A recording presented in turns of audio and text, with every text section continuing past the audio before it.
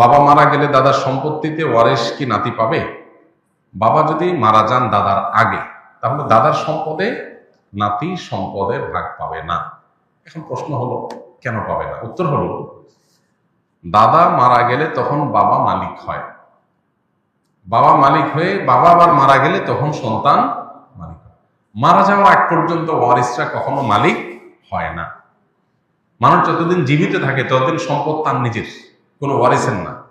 সে চাইলে ভোগ করবে, দান করবে, খরচ করবে, যা খুশি তা করবে।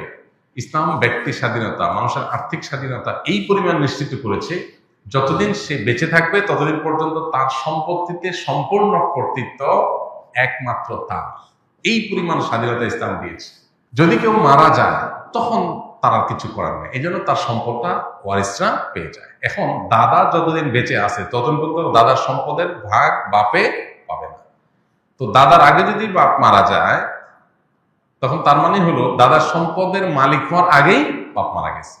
নাতি আবার ওই সম্পদের মালিক হবে বাপের থ্রুতে। বাপ যেটা মালিক হবে, বাপ মারা গেলে সেটা মালিক হবে। এখন বাপ তো নিজেই মালিক হয় না, নাতি কর্তৃক মালিক হবে, এই জন্য নাতি মালিক হবে না। এখন প্রশ্ন হলো, তাহলে এটা কি অমানবিক নয় যে বাপ মারা গেল নাতি দাদার সম্পদে ভাগ পাবে না, নাতি চলবে কেন?